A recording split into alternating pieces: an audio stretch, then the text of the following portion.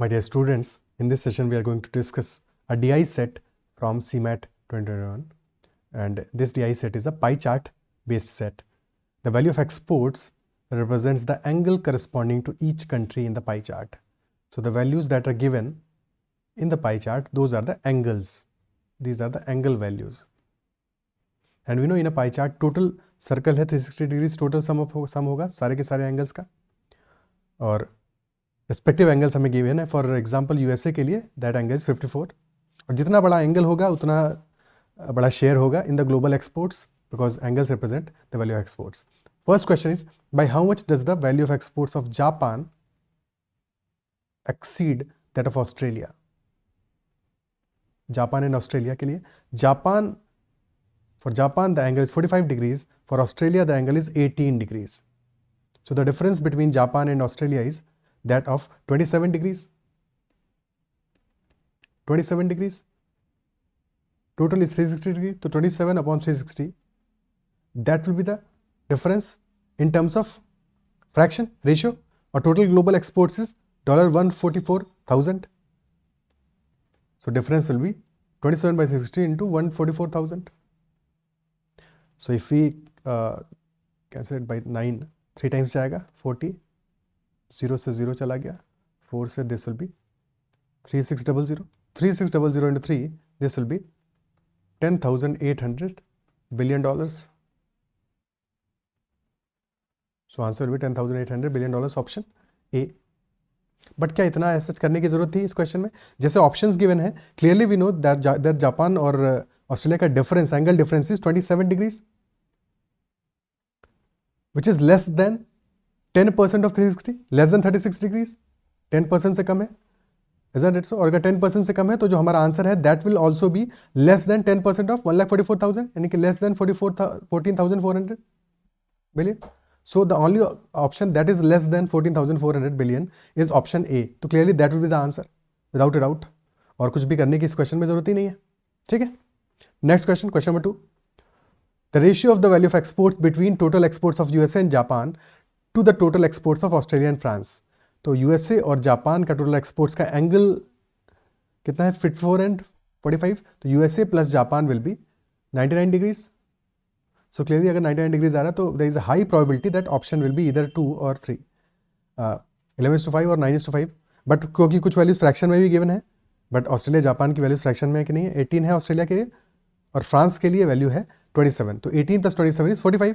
तो 99 is to 45. That is the ratio, which is 11:5. So answer will be 11:5, option 3 for this question. Clear है? Okay. Next question, question number 3. What is the number of countries whose exports are more than the average exports per country?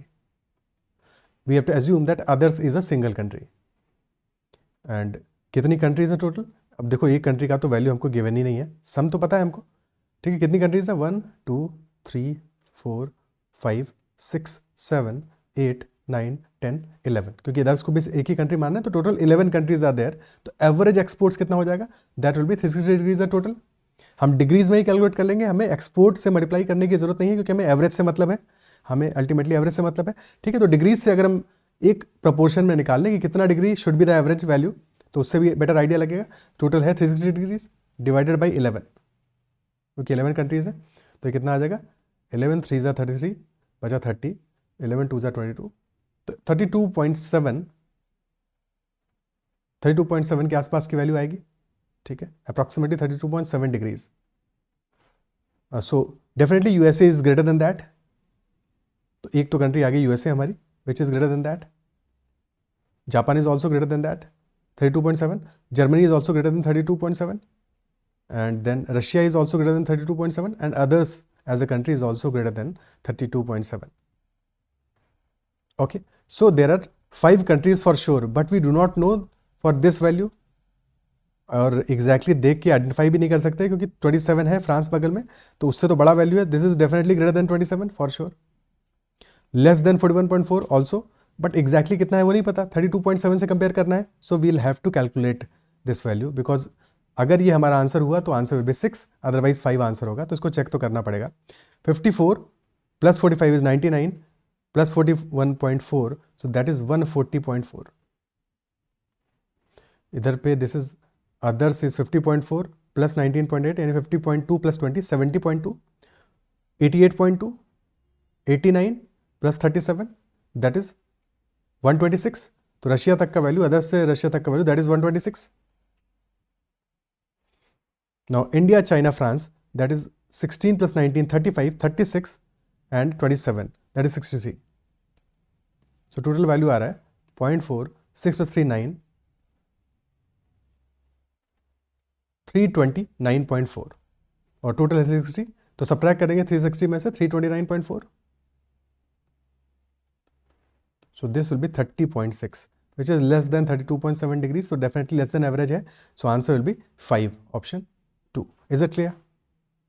ठीक है. Last question of the set.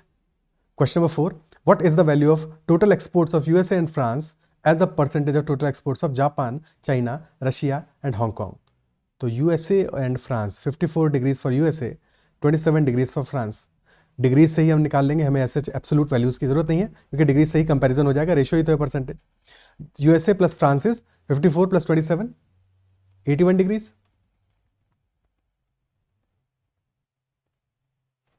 And for Japan plus China plus Russia plus Hong Kong this is 45 plus 19.8.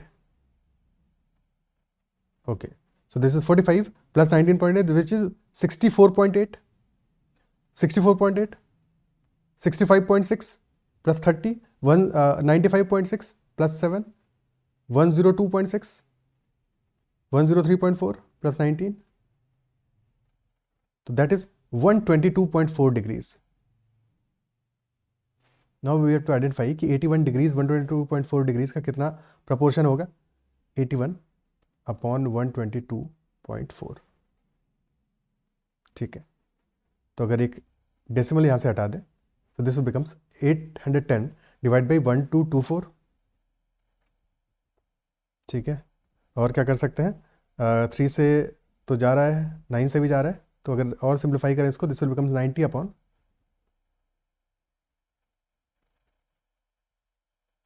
136 और 45 upon 68. इससे ज़्यादा simple नहीं हो सकता है. 45 upon 68 हो गया, बट अभी भी हमारा काम बना नहीं एक्चुअल में. Isn't it so? अभी भी हमारा काम बना तो नहीं 45 अपॉन 68 होने के बाद भी. तो क्या कर सकते हैं और कितना, क्योंकि बहुत क्लोज वैल्यूज हैं सारी की सारी 60.557 66.1574 एंड सो ऑन. तो 68 का 2/3 कितना होगा, 2/3 कितना होगा, 68 into 2/3, that will be 136/3, which will become 40 plus 16/3, 45.33.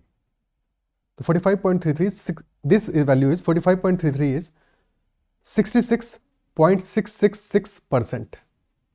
Definitely our answer, since we are comparing 45, तो जो हमारा आंसर होगा that will be less than 66.66%. But सारे ऑप्शंस हैं उससे लेस.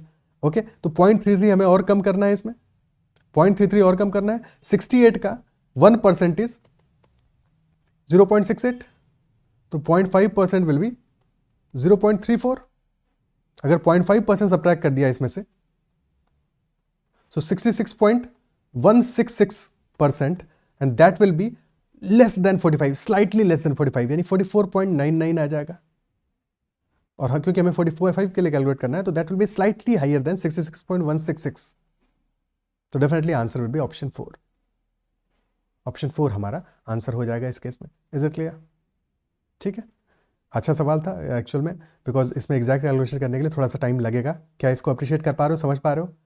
ठीक है, यही सेम चीज़ हम यहाँ पे भी कर सकते थे. देख के कि 1224 है, तो इसका 2/3 निकालेंगे तो कितना आएगा. इसका 2/3 निकालना थोड़ा सा इजी है एक्चुअल में. 1200 यानी कि 816.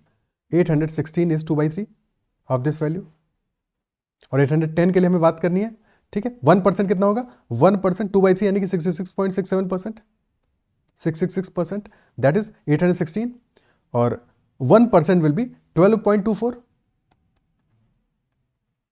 तो 0.5% विल बी 6.12, और उससे थोड़ा सा कम होगा तो डेफिनेटली आंसर होगा हमारा option D. Is it clear? ठीक है, अप्रिशिएट कर पा रहे हो इस बात को? तो that is all for this particular set. And if you are not following me on Telegram, you can join the Telegram group that is CATZAT-MBA, और connect with me at ADITYAKT. अगर सेशन पसंद आया तो उसको like जरूर करना है, और अगर चैनल को अब तक सब्सक्राइब नहीं किया है तो जरूर कर लीजिएगा. That's all for this session. Bye bye, take care.